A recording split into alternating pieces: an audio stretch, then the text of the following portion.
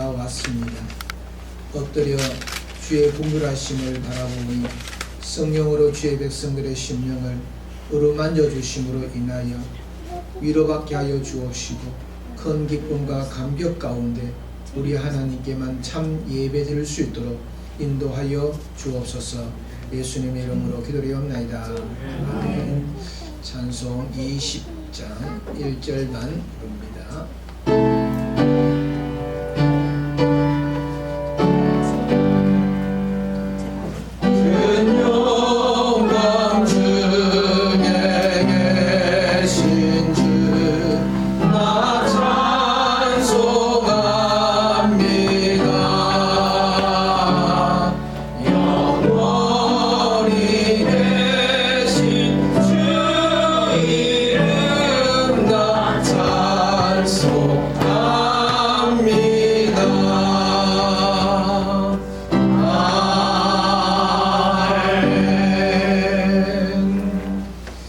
교동문 40번입니다.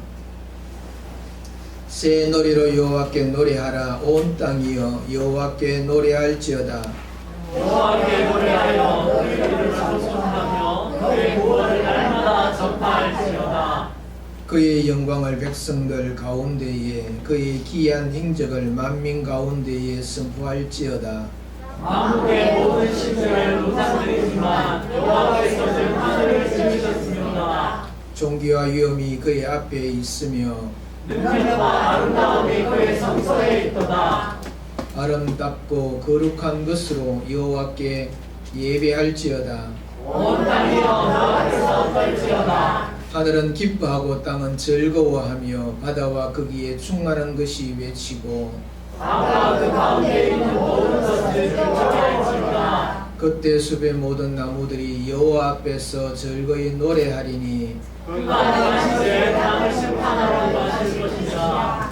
그가 의로 세계를 심판하시며 그의 지시하심으로 백성을 심판하시리로다. 아멘. 다 같이 신앙 고백하시겠습니다. 전능하사 천지를 만드신 하나님 아버지를 내가 믿사오며 그 외아들 우리 주 예수 그리스도를 믿사오니 이는 성령을 있게 하사 동정녀 마리아에게 하시고 본디오 빌라도에게 고난을 받으사 십자가에 못 박혀 죽으시고 장사한 뒤 사흘 죽은 자 가운데서 다시 살아나시며 하늘로 오르사 전능하신 하나님 불편한 자 계시다가 저희로서 산자와 죽은 자를 심판하러 오시리라. 성령을 믿사오며 거룩한 공예와 성도와 설교통하는 것과 죄를 사하여 주시는 것과 몸이 다시 사는 것과 영원히 사는 것을 믿사오나이다. 아멘. 앉아주시기 바랍니다. 찬송 479장 드리겠습니다.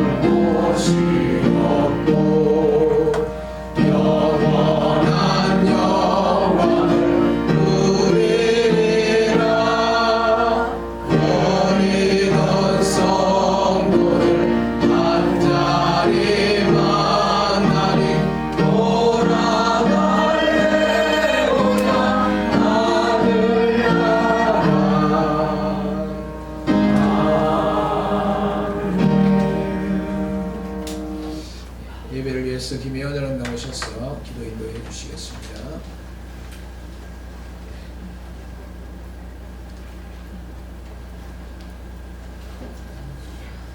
하나님 많으시고 은혜로우신 하나님, 한 주 동안도 하나님 은혜 가운데 지키시고 보호해 주신 그 은혜와 사랑을 감사드립니다. 아무것도 아닌 저희를 사랑하셔서 태어나기 전부터 예정하시고 아버지 하나님 이 땅을 살아가는 동안 하나님의 뜻을 잊어버리고 살게 되어 있고 하나님의 마음을 서운하게 하게 되어 있지만 하나님 아버지 그래도 사랑해 주시고 여기까지 인도하시고 보호해 주신 그 은혜와 사랑을 진심으로 감사드립니다. 하루도 하나님의 은혜가 아니면 살아갈 수 없는 저희가 하나님을, 우리의 눈을 들어 하나님을 보지 못하고 하나님을 신뢰하지 못하고 하나님의 뜻과 영광을 위해서 살아가지 못하고 세상에 하나님을 이어서 세상의 정욕과 세상의 이익을 위해서 우리의 삶을 위해서 모든 것을 분주하게 다니며 하나님 우리의 힘으로 해보려고 노력했던 어리석음을 용서해 주시고 하나님 아버지 어떤 상황 속에서도 주님을 신뢰하게 하시고 하나님만 바라보게 하시고 하나님을 의지하게 하시고 하나님을 인정하는 그 믿음으로 살아갈 수 있는 힘을 허락하여 주시옵소서. 우리의 잘못된 모습들을 이 시간 내어놓습니다. 한 해 동안 살아오면서 우리가 하나님을 잊고 살아왔던 그 모습들, 하나님이 기뻐하시지 않는 삶 살아왔던 그 모습들, 하나님 아버지 힘들고 어렵다고 하나님 아버지 하나님 원망하며 하나님 우리의 눈을 세상으로 돌렸던 그 어리석음들을 용서해 주시고 하나님 아버지 정말 하나님만 바라보고 하나님만 신뢰하면서 하나님 아버지 홍해도 가르쳤던 하나님을 인정하고 살아갈 수 있는 우리 믿음의 사람들이 될 수 있도록 성령으로 도와주시옵소서.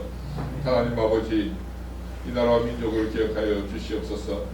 아버지 하나님 한 해 동안 이 나라가 얼마나 혼란스럽고 아직도 얼마나 혼란 중에 있으며 분열 속에 있는지 하나님은 아십니다. 하나님 아버지 이 나라와 정의와 이 나라가 정의와 공의로 새롭게 변화되는 역사를 허락하시고 이 땅이 새롭게 고쳐지는 은혜를 허락하여 주시며 하나님의 뜻이 이 나라에 임하셔서 하나님이여 정말 이 나라가 하나님을 기쁘시게 하는 나라, 하나님을 섬기는 나라, 하나님을 영원롭게 하는 나라 될 수 있도록 하나님 역사하시고 주장하여 주시옵소서. 이 나라와 민족이 정말 하나님을 두려워하게 하시고 특별히 대통령과 위정자들이 하나님을 만나게 하시고 하나님을 두려워함으로 아버지 하나님이여 국민들을 두려워함으로 섬길 수 있도록 하나님 은혜를 베풀어 주시옵소서. 자기의 유익과 이익이 아니라 하나님 아버지 정말 국민들을 위해서 헌신하며 봉사하며 섬길 수 있는 참된 일꾼들이 될 수 있도록 하나님 간섭하시고 역사하여 주시옵소서. 특별히 하나님 아버지 한국 교회와 믿음의 사람들이 이 나라를 위해서 이 나라의 장래를 위해서 어린 생명들이 살아갈 이 땅을 위해서 기도하게 하시고 하나님만 이 땅을 고쳐주시고 새롭게 해주실 것을 믿고 하나님께 의지하며 부르짖는 믿음의 사람들 될 수 있도록 성령으로 역사하여 주시옵소서.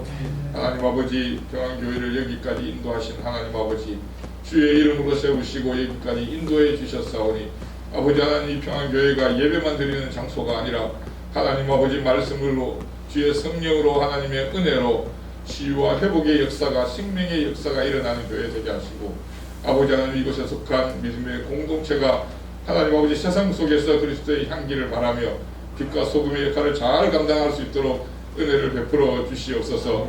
우리의 삶을 통해서 그리스도의 영광이 드러나게 하시고 하나님의 살아계심을 전하는 아버지 하나님 믿음의 공동체 될 수 있도록 성령으로 함께하여 주시옵소서.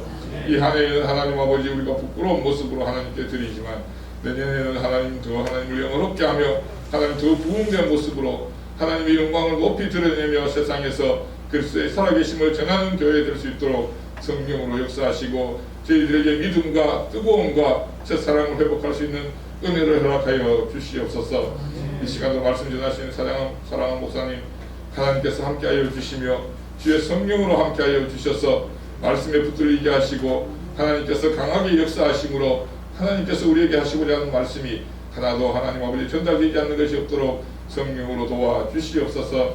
하나님 아버지 말씀이 선포될 때에 우리 속에서 역사하는 힘이 있게 하시고 뜨거움이 있게 하시고 하나님 아버지 우리가 얻지 않고 하는 회개의 역사가 일어날 수 있도록 하나님 함께하여 주시옵소서. 성령으로 감동되는 시간 되기를 간절히 소원합니다. 말씀 속에서 그리스도를 만나며 하나님의 인자하심을 체험하는 이 시간 되기를 간절히 소원하오니 하나님께서 말씀 중에 우리를 만나주시며 우리의 현실과 아픔과 고통과 아버지 하나님의 미래가 없는 두려움 속에 있는 많은 사람들에게 말씀으로 찾아오셔서 위로하시며 새 힘을 주시고 아버지 하나님 새롭게 이렇게 세우시는 역사의 시간 될 수 있도록 하나님 이 시간 주장하여 주시옵소서. 이 시간 드린 예배를 기뻐 받으시고 오직 하나님만 영원롭게 하는 예배 될 수 있도록 하나님 인도하여 주시옵소서. 살아계신 예수님의 이름으로 기도합나이다. 아멘.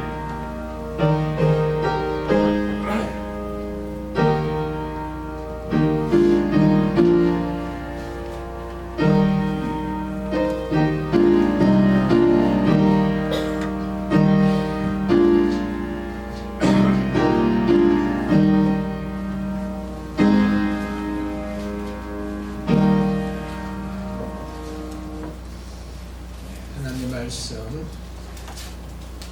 창세기 47장입니다. 7절로 10절 말씀을 제가 봉독합니다. 창세기 47장 7절로 10절 말씀입니다. 요셉이 자기 아버지 야곱을 인도하여 바로 앞에 서게 하니 야곱이 바로에게 축복하매 바로가 야곱에게 묻되 네 나이가 얼마냐? 야곱이 바로에게 이르되 내 나그네 길의 세월이 130년이니이다. 내 나이가 얼마 못되니 우리 조상의 나그네 길의 연조에 미치지 못하나 험악한 세월을 보내었나이다 하고 야곱이 바로에게 축복하고 그 앞에서 나오니라. 아멘. 교회 소식 드립니다. 수요일 밤 예배에 많이 참석 바랍니다. 금요 기도회 금요일 밤 8시에 있습니다. 새벽 기도회는 새벽 5시 30분에 있습니다. 많이 참석해 주시기 바랍니다. 다음 주일에 2026년 교회 직원 임명과 예결사를 위한 공동의회가 모임입니다. 기억해 주시기 바랍니다. 나를 위해서 교회를 위해서 많이 기도해 주시고 성도의 교제 이어질 수 있도록 힘써 주시기를 바랍니다. 이 시간 준비하신 내용을 하나님 앞에 드리겠습니다.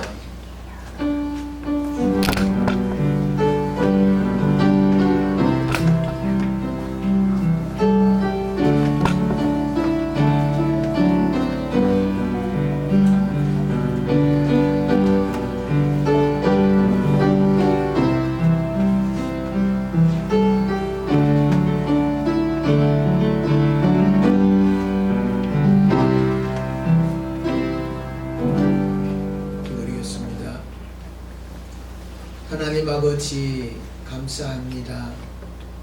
주님의 은혜 가운데 주님의 도우심 가운데 여기까지 왔습니다.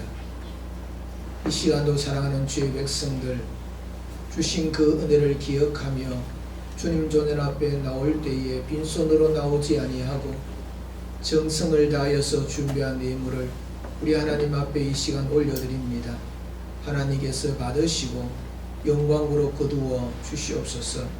모든 것이 우리 하나님께로부터 온 줄 알기에 11조 예물로 주님께서 베푸셨던 그 놀라운 은혜와 모든 것이 하나님께로부터 온 줄 알아 고백적인 예물로 우리 하나님 앞에 드렸사오니 주의 사랑하는 백성들의 삶을 붙들어 주셔서 어려움이 있지 않게 하여 주옵시고 넉넉함이 있게 하여 주옵시고 궁핍하지 아니하도록 도우시사 날마다 하나님의 은혜 가운데 힘껏 하나님의 일에 쓰임받는 복 있는 자들이 되게 하여 주옵소서. 범사에 감사하시는 하나님의 말씀을 쫓아 감사의 제목을 가지고 하나님 앞에 나옵니다.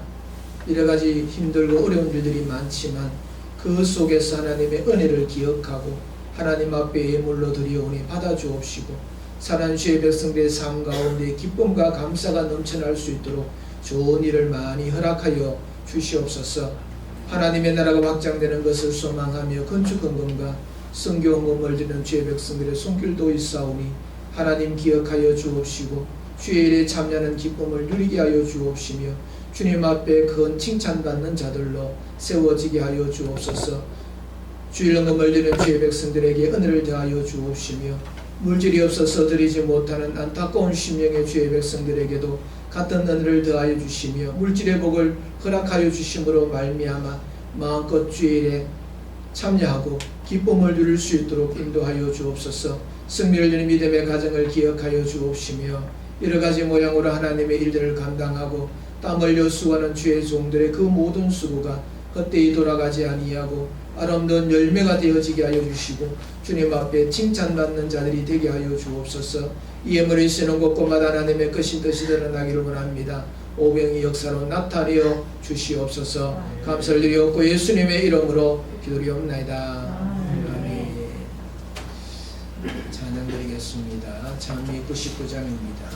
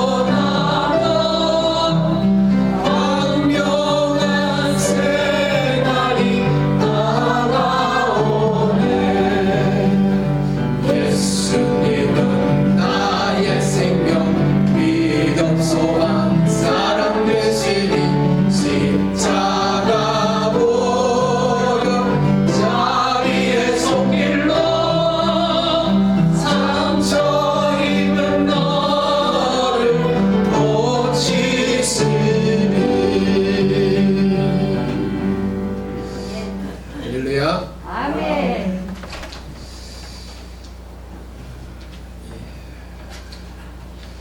2025년 이 한 해가 이제 오늘 둘째 주일, 2주 보름 정도 남았습니다. 한 해 동안 어떻게 살아오셨습니까? 이 시점에 아이고 올 한 해 참 잘 살았다 이렇게 만족감이 있으십니까? 아니면 아이고 좀 아쉽구나, 좀 더 열심으로 살 걸, 그런 이 아쉬움이 많이 남는 그런 이 한 해의 이 마무리 짓는 이 자리에 여러분이 있습니까? 연말이 되어지고 그러면 사람들이 한 해를 이렇게 보내는 것을 마무리 짓기 위해서 막년회라는 것을 하지요. 한 해의 괴로움과 또 아쉬웠던 것들과 속상했던 그런 것들을 다 보내어버리고 새로운 마음으로 새해를 맞이하자 하는 그런 의미로 그런 모임을 갖는 줄 압니다. 그래서 막년회가 되면 이 술을 많이 마시게 되고 과음을 하게 되고 그러면서 한탄의 소리가 높아지게 되고 생각할수록 더 아쉬움들이 많아지는 그런 시간들을 우리가 갖게 됩니다. 우리는 이 시간 2025년 이제 보름 정도 남겨둔 이 시점에서 몇 가지 우리가 생각하면서 이 한 해를 보내어야 할 줄 압니다. 우리가 한 해를 살아오면서 서운한 것들이 참 많습니다. 이 관계 속에서 또 신앙생활 속에서 이 서운한 것들 그런 것들 이렇게 사두고 새해를 우리가 맞이해서는 안 되겠다 하는 그런 생각을 가져봅니다. 그래서 이 남은 이 보름 동안에 내가 서운했던 것이 뭔가 무엇을 사두고 있는가 또 내 속에서 뭔가 아쉬웠던 그런 것들이 무엇이 있는가 하는 것들 이렇게 생각하면서 틀 것은 틀고 또 새롭게 마음에 결단하고 계획하고 다짐할 수 있는 그런 저와 여러분이 되어져서 좀 더 가벼운 마음으로 또 기대하는 마음을 가지고 2026년을 우리가 맞이할 수 있는 성도들이 되기를 바랍니다. 그러면서 우리는 또 여기까지 하나님의 은혜를 우리가 감사하며 한 해를 이렇게 보내는 것 참으로 중요한 일이라 생각을 합니다.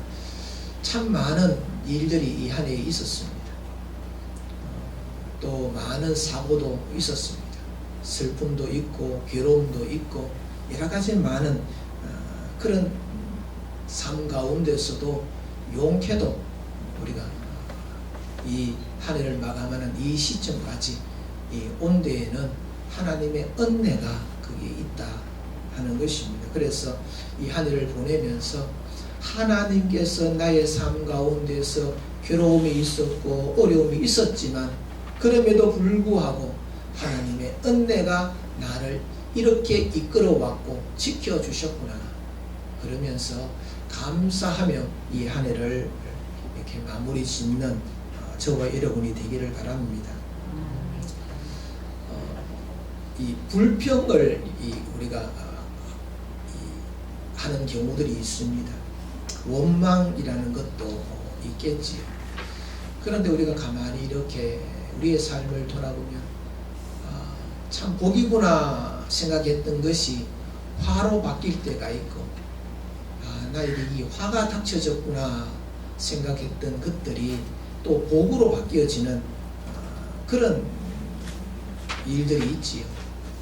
그래서 우리는 어떤 일을 만나든지 그 일에 의하여서 원망과 불평으로 우리가 살아왔던 것들이 있다고 한다면 회개하고 하나님의 인도하심을 기대하지 못하였고 바라보지 못하였던 우리의 믿음 없음을 우리가 회개하면서 2026년은 어떤 상황 가운데 있더라도 하나님의 은혜를 보고 하나님의 섭리를 깨닫는 그런 한 해를 살기를 소망하며 나아가는 저와 여러분이 되기를 바랍니다. 그러면서 근본적인 문제는 내가 한 해를 최선을 다해서 살아왔는가 하는 그런 생각들 또한 가져야 이 2026년을 최선을 다하는 그런 한 해로 우리가 살아갈 수가 있는 줄 압니다. 특히 나의 삶에 먹고 사는 부분에 있어서 최선을 다했느냐 하는 것도 참 중요한 이야기지만 우리의 신앙생활에 있어서 최선을 다하였는가, 하나님과의 그 관계를 우리가 최선을 다하여서 그 하나님과의 관계를 잘 만들어 왔는가, 신앙생활을 최선을 다해서 왔는가 하는 것을 우리가 생각하면서 내년에 하나님 앞에 부끄럽지 않는 최선의 믿음의 생활을 이렇게 나갈 수 있는 그런 다짐들 또한 이 남은 기간 동안에 우리가 가져보는 그런 우리 성도님들이 되었으면 좋겠습니다. 오늘 우리가 읽었던 이 본문의 이 말씀을 통하여서 야곱의 인생 고백이라는 제목으로 우리가 살펴볼 터인데, 그의 인생의 그 고백을 통하여서 우리가 한 해를 이렇게 정리하는데 도움이 되고, 그래서 우리의 삶 가운데서 하나님의 은혜였음을 우리가 또 깨닫는 그런 시간이 되었으면 좋겠습니다. 오늘 이 본문의 이 배경이 뭐냐 하면 야곱이 12아들입니다. 12아들 가운데서 가장 사랑한 아들 요셉입니다. 이 요셉이 죽은 줄만 알았는데 애굽 나라에 총리가 되어져 있다 하는 그런 소식을 들었습니다. 그래서 그 아들로부터 일로 이사 오십시오 그렇게 아버지한테 이야기하는 것을 이 야곱이 듣고 이제 애굽 나라로 이사를 가는 겁니다. 모든 가수를 다 데리고 이 애굽 땅에 간 겁니다. 그래서 죽은 줄로만 알았던 아들이 살아 있음을 이렇게 직접 손으로 만지고 눈으로 보고 하면서 이 감격 가운데 그렇게 시간을 보내다가 지금 이 요셉이 애굽의 그 총리이기 때문에 왕을 만나게 하는 그런 일이 있었는 겁니다. 그래서 이 요셉이 아버지 야곱을 데리고 왕궁에 들어가서 바로 왕을 아련한 겁니다. 이분이 저의 아버지이십니다. 그렇게 소개를 시켜줍니다. 그러자 이 야곱은 바로 왕에게 축복을 이렇게 하지요. 그러고 난 다음에 이 바로 왕이 야곱에게 묻습니다. 연세가 어떻게 되십니까? 나이가 어떻게 되십니까? 하고 그렇게 물었습니다. 그랬더니 야곱이 대답합니다. 내 나그네 세월이 130년입니다. 나의 이 나이는 우리 조상과 비교를 해보면 아무것도 아닙니다. 하지만 참 험악한 세월을 보냈습니다. 그렇게 답을 하였지. 이 질문과 이 답 속에 인생이 뭔가 하는 것을 우리가 알고, 이 인생이라는 것이 무엇인지를 알므로 우리가 어떻게 살아가야 되고, 이렇게 살아오는 것이 하나님의 은혜임을 알 수 있는 그런 시간이 되기를 바랍니다. 그래서 연세가 어떻게 되십니까? 하는 이 질문에 우리가 생각을 해보면 왜 여러 가지 많은 이야기도 있지만 왜 나이를 물었을까? 우리가 이 한 해를 이렇게 마감할 쯤 이렇게 되면 나이를 또 생각하게 됩니다. 나이를 잊어버리고 살다가 이렇게 한 해가 이렇게 저물어가면서 또 한 살 내가 먹는구나 그러면서, 그러면 내 나이가 어떻게 되지 그러면서 나이를 생각하게 됩니다. 이 나이를 생각한다는 것은 하나님께서는 지혜다라고 말씀을 하고 있습니다. 시편 90편 12절 말씀에 보면 우리에게 우리 날 계수함을 가르치사 지혜의 마음을 얻게 하소서. 우리의 날, 나이, 이것을 이렇게 계산을 해보는 것이 인생의 지혜가 있다는 겁니다. 내가 살아왔던 날들, 나에게 남겨진 날들, 이런 것들 이렇게 생각해 보면서 내가 어떻게 살아가야 하는가? 내가 지금까지 살아왔던 것이 무슨 힘으로 살아왔는가?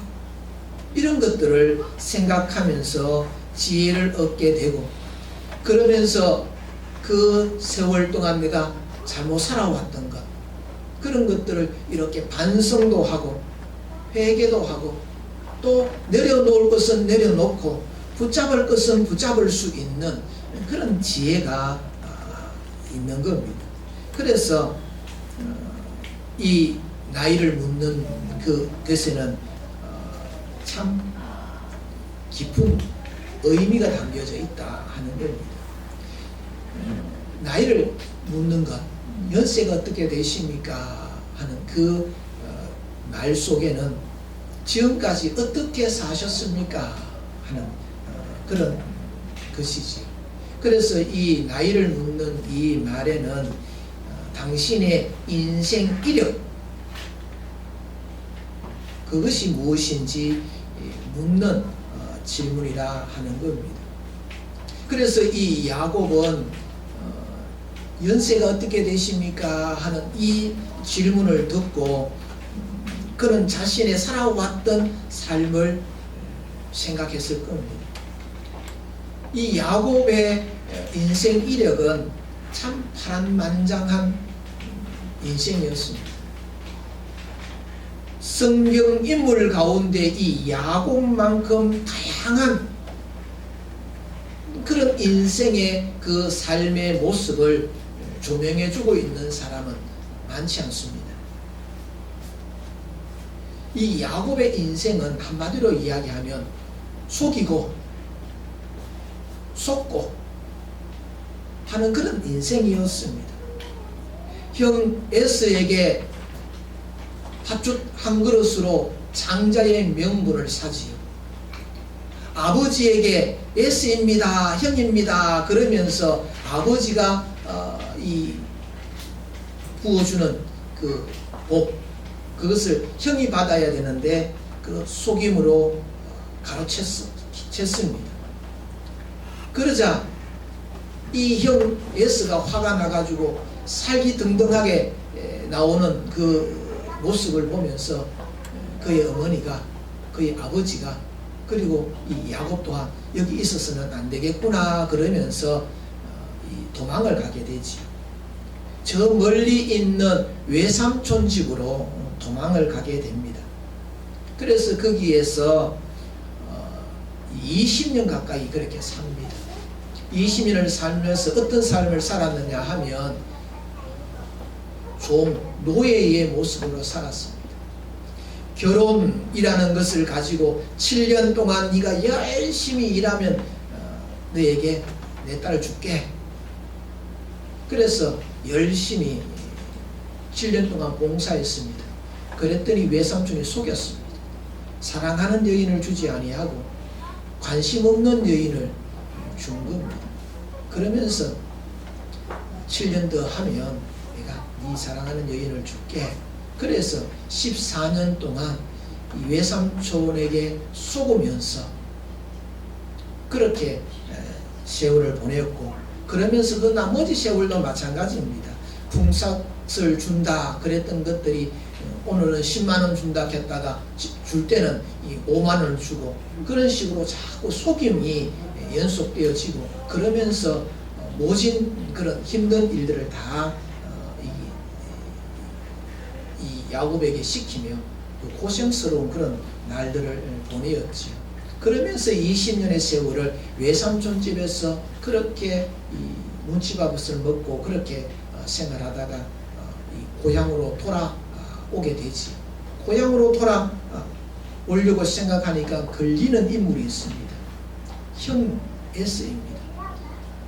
나를 죽이려고 칼 들고 덤벼들었던 그때의 그 형 지금은 어떤가 하고 알아봤더니 도리어 더 화가 많이 나가지고 사람들 400명이나 거느리면서 언제 오기만 오면 내가 찾기만 찾으면 죽이리라 그렇게 살기등등하게 그렇게 있는 소식을 접하게 되지.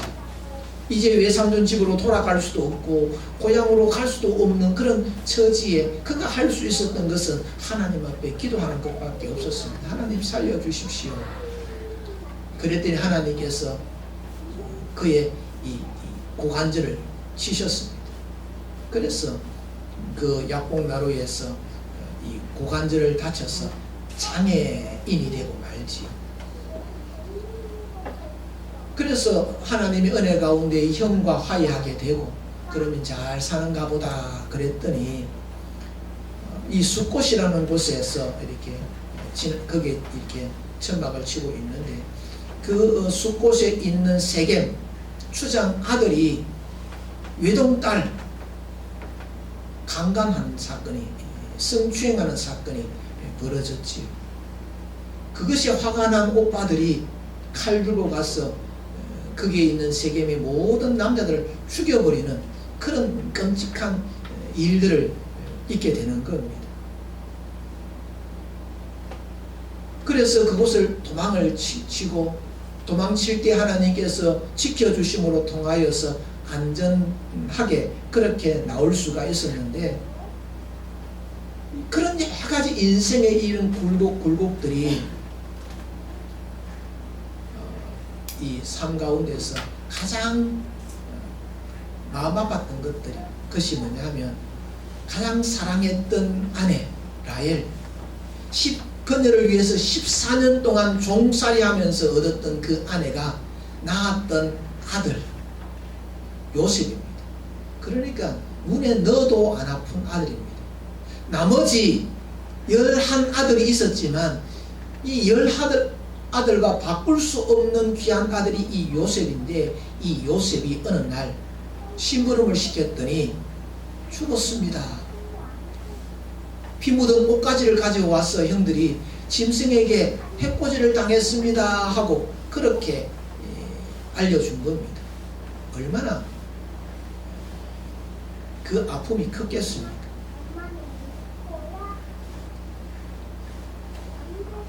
그의 인생 이력은 파란만장. 여러분의 인생은 어떻습니까? 연세가 이제 80 이렇게 넘으신 분들 인생 참 파란만장했을 겁니다. 나도 이 야구 못지않다 그렇게 하실 분들이 있겠지. 네 나이가 어떻게 되는가? 연세가 어떻게 되십니까? 그렇게 물을 때에 참 인생의 그 이력, 그 고단한 인생의 이력을 묻는 것이다 하는 겁니다. 이와 같은 힘들고 어려운 그런 현실 속에 내가 속이기도 하고 또 속기도 하고 그러면서 견딜 수 없는 많은 어려운 그런 일들 생각을 해보면 부끄러운 것도 있고 이 죄로 얼룩진 그런 부분들도 있고 주변에 있는 사람들에게 빚을 진 것도 있고 그래서 참 인생의 그 파란만장했던 그래서 우리가 이 한 해를 이렇게 살아왔던 우리의 삶을 이렇게 들여다봐도 참 많은 일들이 있었습니다. 시간이 이렇게 빨리 지나간 것처럼 여겨지지만 이 11달, 12달 이렇게 보내면서 어려움이 참 많은 이런 세월을 보냈는데 그럼에도 불구하고 하나님께서 우리를 외면하시지 아니하시고 우리 곁에서 보호하여 주고 계셨구나 하는 것을 우리가 나의 인생 이력을 이렇게 생각할 때에 가질 수 있는 우리의 마음이다 하는 겁니다. 이 연세가 어떻게 되십니까? 라는 이 질문 속에는 당신의 인생 이력이 무엇입니까? 어떻게 살아왔습니까? 라는 그런 질문도 있지만 지금은 어떻습니까? 하는 그런 의미도 있는 겁니다. 우리의 이 나의 지금의 모습, 이 자리에 있는 나, 내가 지금 생각하고 겪고 있는 모든 환경, 이런 것이 어떻냐고 그렇게 묻는 겁니다. 그래서 성경에서는 지금 너의 이 지금 살고 있는 이 시간, 아껴야 될 시간들이다. 얼마 남겨두지 않는 시간이니 아껴라. 그렇게 말씀을 하고 있는 것입니다. 우리는 하나님 앞에서 이 모양 저 모양으로 우리가 살아왔습니다. 내가 나의 시간의 주인으로, 내가 가지고 있는 모든 것들의 주인으로 그렇게 우리는 살아왔지만, 가지고 오면은 이 내가 주인, 내 것이라고 생각했던 것이 결코 내 것이 아님을 그렇게 깨달을 수 있는 이 물음이 연세가 어떻게 되십니까? 오늘 이 시간 속에서 무엇을 하고 살고 있었습니까? 무엇을 붙들고 살고 있습니까? 이 세월을 아껴라 하는 이 단어에 아낀다 하는 이 말씀이 뭐냐 하면 붙잡아라는 말씀. 세월을 붙잡아라. 세월을 낚아 올려라. 고기 잡을 때에 낚아 올려 하는 것처럼 이 시간을 의미 있게, 그 시간을 소중하게, 우리의 삶 속에서는 급한 일보다는 중요한 일을 해야 되는데 우리는 자꾸 급한 일부터 할 때가 참 많습니다. 우리가 세월을 아낀다 하는 것은 급한 일을 하라는 의미가 아니고 중요한 일을 하라는 겁니다. 놓쳐서는 안 되는 그런 일을 해야 되는 것이지요. 마귀는 우리들에게 시간이 많다 그럽니다. 잘 살고 있다 그럽니다. 지금 바쁘지 않느냐 그럽니다. 지금 시간이 없지 않느냐 그럽니다. 그런데 성령께서는 네가 아무리 바빠도 중요한 것은 해야 돼. 네가 아무리 힘들어도 중요한 것은 해야 돼. 그것을 우리들에게 말씀을 하고 있는 겁니다. 그래서 내 나이가 얼마지? 이 이야기는 내가 지금 뭘 하면서 살고 있지? 정말 중요한 우선순위에서 하지 않으면 안 되는 그 일을 내가 하고 있는가? 아니면 그냥 바쁘게 그냥 바쁜 일만 지금 처리하고 있는가? 하나님께서 보실 때에 어떠한가 하는 것을 묻고 있는 겁니다. 그러면서 내 나이가 어떠냐 묻는 것은 인생에는 한계가 있다는 겁니다. 한계. 내가 할 수 없는, 무능한, 어떻게 할 수 없는 것이 있다 하는 겁니다. 내가 지금 건강해도 이 건강을 내가 잡을 수 없습니다. 오늘 건강해도 내일 넘어질 수 있습니다. 내가 오늘 가지고 있는 것, 이 마지막 이 말년, 내가 이 노년을 내가 준비 잘 해놨어. 경제적으로. 그래도 계획은 그렇게 해서 잘 준비되어 있어도 준비된 것이 준비되어 있는 것이 아닌 것이 될 수가 있는 겁니다. 지금 나는 청춘이야. 그래도 이 청춘을 내가 붙잡을 수 있는 능력이 나에게 있는 것이 아닙니다. 모세는 시편 90편 10절에서 이렇게 고백을 합니다. 우리의 연수가 70이요 강건하면 80이라도 그 연수와 자랑은 수고와 슬픔뿐이요 신속히 가니 날아간다. 우리가 아무리 오래 살아서 90, 100년을 이렇게 산다 하더라도 그 100년의 시간 속에서 내가 자랑할 수 있는 것은 내가 얼만큼 고생했는가, 얼만큼 수고했는가 하는 것에 대하여서 자랑할 수 있지, 뭐 다른 거 자랑할 것이 없다는 겁니다. 그러면서 살아왔던 날들을 보면 얼마나 빨리 세월이 지나가는지 마치 날아가는 것과 같다. 내가 할 수 있는 일은 아무것도 없다는 겁니다. 한번 주어진 인생, 내가 그것을 책임지고 지켜낼 수 있는 것이 아닌 나의 무능과 한계가 있다 하는 겁니다. 그래서 이 나이를 물으면서 자신의 나이를 생각할 때에 이 요셉은, 이 야곱은 내가 이제 마칠 날 종착역에 내려야 될 그런 때가 되었구나. 그래서 연세가 어떻게 되십니까? 물으면 죽음을 잘 준비하십시오. 이제 얼마 안 남았습니다. 여러분들이 버스를 타고 지하철을 타고 기차를 타고 그렇게 목적지를 향하여 가지. 그래서 목적지에 이렇게 가까이 도달하게 되면 준비합니다. 내가 가지고 내려야 될 짐은 뭐지? 그러면서 이렇게 챙깁니다. 준비를 하는 것이지. 당신의 연세가 어떻게 되십니까? 라고 물었을 때에 내가 지금 내려야 될 때가 있구나. 인생 종착역에 가까워졌구나 하는 것을 깨닫는. 그래서 이 바로가 야곱에게 연세가 어떻게 되십니까? 라는 이 질문을 통하여서 당신의 인생이 어떤 인생이었습니까? 지금은 당신의 이 모습이 어떻습니까? 인생에 한계가 있는 겁니다. 이제 인생의 종착역에 가까워졌습니다 하는 이런 이 질문이 의미가 그 질문 속에 있는 겁니다. 이 질문을 받았던 야곱이 대답을 합니다. 크게 두 가지를 대답하지요. 나그네의 세월이었습니다.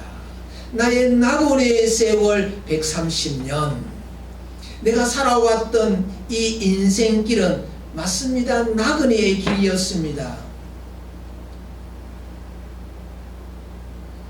이 나그네는 쉽게 이야기하면 여행하는 관광객이라는 거지. 돌아갈 집이 있는 겁니다. 여행을 하는 사람은 길게 해도 1년, 2년 이렇게 하더라도 돌아갈 곳이 있는 겁니다. 그것이 여행객이 관광객 아니겠습니까? 반드시 돌아갈 곳이 있다는 것입니다. 우리의 인생은 반드시 돌아갈 곳이 있는 겁니다. 이 땅에서 영원히 살 수 있는 사람은 아무도 없습니다. 반드시 돌아갈 곳이 있습니다. 이 땅에 태어난 사람은 반드시 죽음이 있게 되어지고 죽음 이후에는 하나님의 심판이 있다 말씀을 하고 있지요. 그래서 우리의 인생은 나그네라는 이 의미, 야곱이 130년을 살아오면서 그가 깨달았던 것은 나의 인생은 나그네의 인생이었다. 너무나 짧다는 겁니다. 성경에 보면 인생이 짧음에 대한 여러 가지로 비유하였지요. 야고보서에는 인생은 안개다. 시편 102편에 보면 연기다. 욥기 6장 말씀에 보면 바람이다. 보면은 안개, 연기, 바람 잠깐 있는 겁니다. 베드로전서 1장 말씀에 보면 인생은 풀이다. 한철 났던 풀. 좀 전만 해도 푸르렀던 그런 풀들이 이제는 다 말라지고 없어져 버리지요. 인생은 짧다는 겁니다. 그러면서 나그네라는 것은 다 두고 간다는 겁니다. 하나도 가지고 가는 것이 없다는 겁니다. 누가복음 12장 19절 말씀에 보면 어떤 부자가 농사를 지었습니다. 얼마나 농사가 잘 되었는지 기분이 너무 좋습니다. 그래서 창고를 크게 막 지어가지고 거기에다가 농사 수확했던 것들 그게 차곡차곡 이렇게 보관을 하면서 그것을 보면서 흐뭇해했습니다. 이제 됐다. 이제 앞으로는 편안하게 먹고 쉬고 마시고 즐길 일만 남았다. 그렇게 흐뭇해했습니다. 그 밤에 하나님께서 이 부자를 향하여서 그래 네가 그렇게 흐뭇하게 그렇게 생각하고 그렇게 이 잠을 자고 있는데 오늘 밤 내가 너를 데리고 가버리면 네가 그 예비해 놓은 것들이 네 것이 되겠느냐. 다 남겨두고 가야 된다는 겁니다. 우리는 이 세상에 하나라도 가지고 갈 수 있는 것이 아니고 다 남겨놓고 가야 될 그런 인생이기 때문에, 그래서 우리는 마지막을 잘 준비해야 하는 겁니다. 하나님 앞에 갔을 때에 하나님께서 잘 살았다고 칭찬하시고 하나님께서 나에게 상급을 주실 수 있도록 이 땅의 나그네로서 이 땅에 뭔가 자꾸 쌓아 올리고 뭔가 보관하고 지키려고 하는 것보다도 하나님께서 기뻐하시는 하나님의 나라를 위하여서 그것을 흩어쓰는 그런 우리의 인생 되어지지 아니하면 결국에 이 나그네의 인생에서 후회하면서 남 좋은 일만 시키고 돌아가는 그런 사람이 될 수밖에 없다는 겁니다. 그래서 나그네 인생 그런 겁니다. 다 남겨두고 살아가는 이 짧은 인생 어떻게 살아야 되는가. 그러면서 이 야곱이 자신의 인생은 험악한 세월이었습니다. 험악했습니다. 순탄하지 않았다는 겁니다. 얼마나 눈물 많이 났고 가슴 졸이고 간 떨어지고 억울하고 무섭고 두렵고 이런 것들이 그의 인생에 130년 동안 가득 차 있는 겁니다. 그래서 그가 그 인생을 돌아보면서 한마디 할 수 있는 것이 험악한 세월이라고 그렇게 이야기합니다. 우리의 인생은 험악한 세월을 살 수밖에 없습니다. 왜 험악한 세월을 살 수밖에 없느냐 하면 이 세상이 악하기 때문, 주변에 있는 사람들이 악하기 때문, 나 자신도 악하기 때문 험악하게 살 수밖에 없는 겁니다. 우리의 인생은 자꾸 붙잡으려고 하지. 하나님 앞에서 주어진 세월을 우리가 붙잡아야 되는데, 아름답게 살아야 되는데 이 땅에서 살아가는 그것들을 자꾸 붙잡으려고 하는 겁니다. 물질을 붙잡고 자식을 붙잡고 건강을 붙잡고 나의 명예를 붙잡고 나의 권력을 붙잡고 나의 자존심을 붙잡고 이런 것들 우리가 붙잡으면서 살아가기 때문에 결국에 우리는 험악한 세월을 보낼 수밖에 없다는 겁니다. 이 세상에 험악한 세월을 안 보낸 사람은 아무도 없습니다. 다 나름대로 험악한 세월을 보내는 겁니다. 왜 그렇습니까? 왜 험악한 세월을 보낼 수밖에 없습니까? 자기 중심으로 살기 때문에. 하나님의 중심으로 사는 사람이 아니라 내 중심으로 살다 보니까 누구나 다 내 중심으로 살지 않습니까? 하나님 중심으로 삽니다. 그렇게 고백을 하고도 돌아서 가지고 내 중심으로 열심히 살고 있는 모습을 발견하게 됩니다. 그러면 아이고 또 하나님 내가 또 나 중심으로 살았습니다. 회개하면 또 나가는 그런 것들을 계속해서 우리가 반복하면서 살지요. 그런데 이런 험악한 세월을 보냈던 이 야곱이 나의 조상들과 비교하면 아무것도 아닌 세월이었지만 험악한 세월을 살았습니다 라고 이렇게 고백하는 이 고백 속에는 뭐가 들어있느냐 하면 이 험악한 세월을 하나님께서 은혜를 베풀어 주셨기 때문에 지금 이 자리에 내가 서 있고 당신을 보게 되고 나의 인생을 생각할 수가 있게 되어졌습니다. 하나님의 은혜입니다 라는 것이 험악한 세월을 보냈습니다 라는 이 고백 속에 있는 겁니다. 하나님의 계획하심이 우리의 인생을 이끌어 왔습니다. 하나님의 경륜이 나의 인생을 이끌어 왔습니다.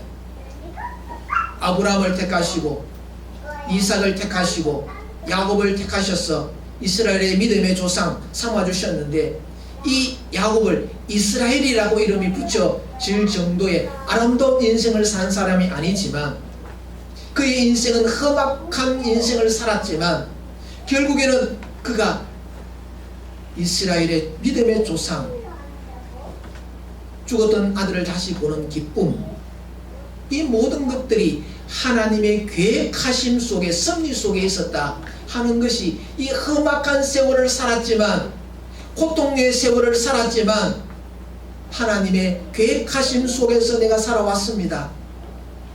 하나님의 섬세한 간섭 속에서 살아왔습니다. 세심한 하나님의 손길 속에서 살아왔습니다. 그것을 지금 고백하고 있는 겁니다.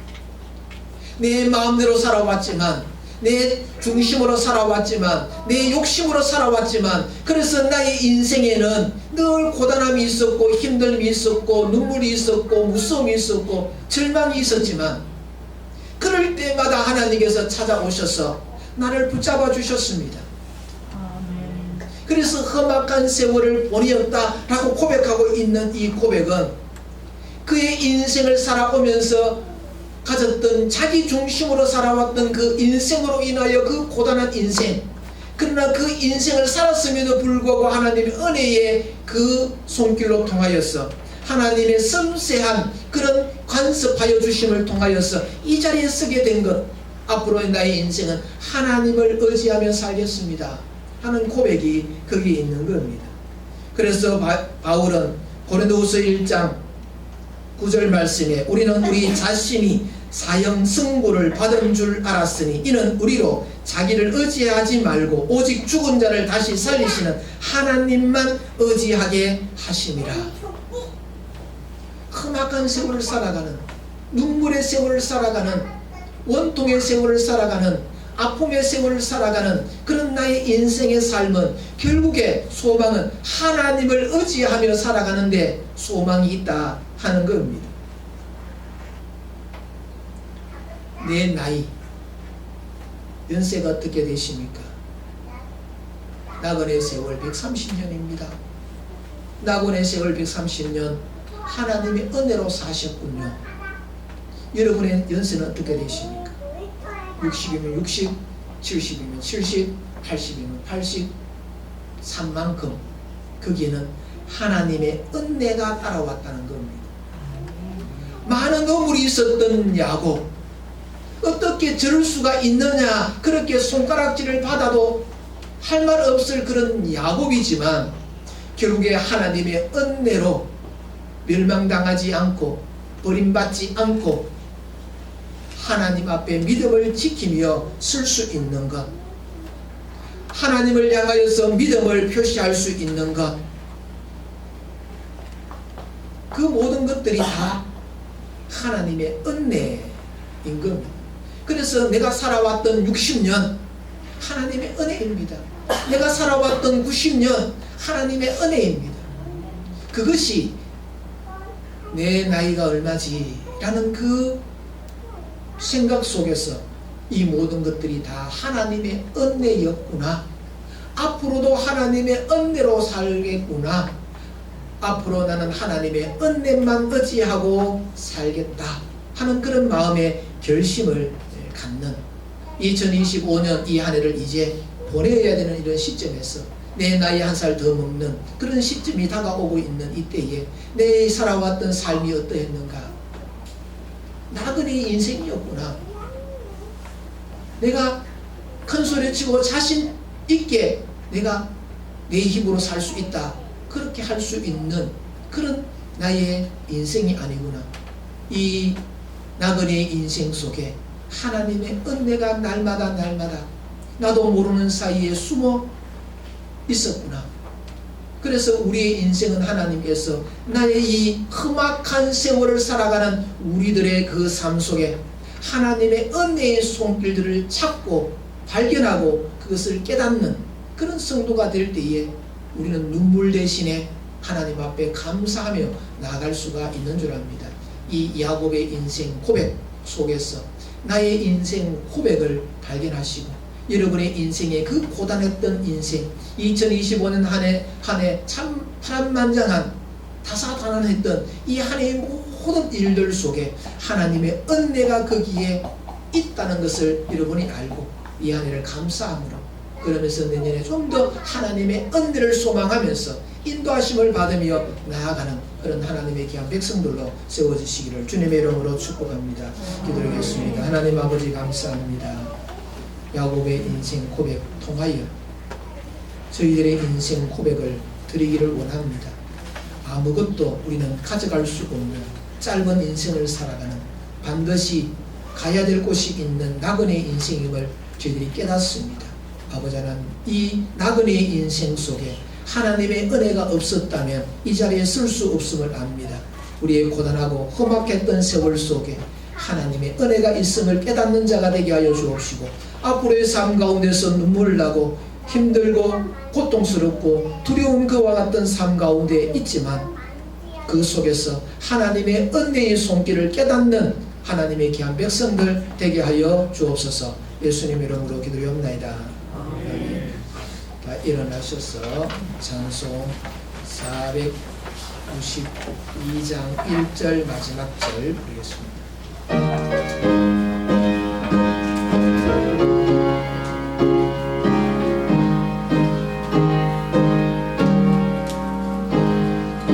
세상에 내가 살면서 항상 찬송 부르다가 날이 저물어 오라 하시면 영광 중에 나가리.